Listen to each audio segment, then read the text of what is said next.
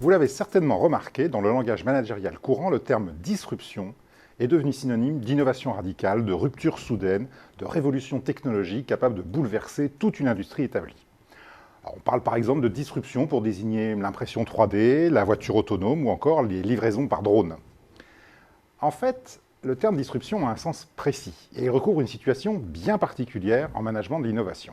La notion d'innovation disruptive a été forgée en 1997 par Clayton Christensen, professeur à la Harvard Business School, dans son ouvrage The Innovator's Dilemma, qui au passage est un ouvrage étrangement non traduit en français.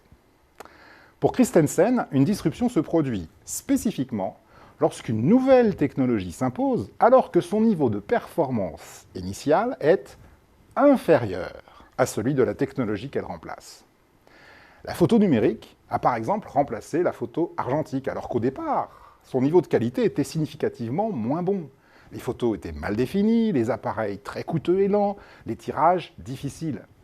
De même, le micro-ordinateur s'est imposé face au gros système, qui était pourtant beaucoup plus puissant, beaucoup plus sécurisé et beaucoup plus rapide.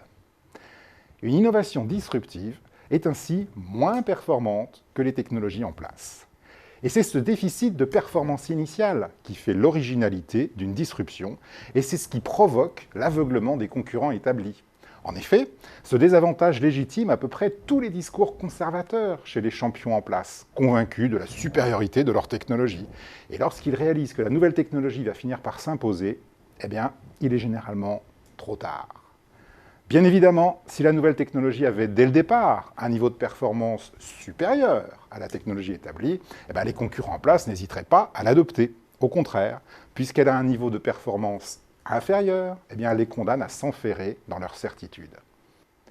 Au total, pour utiliser le terme disruption à bon escient, vérifiez donc que l'innovation dont vous parlez se caractérise par un recul de performance par rapport aux technologies établies. Si ce n'est pas le cas, ce n'est pas véritablement une disruption.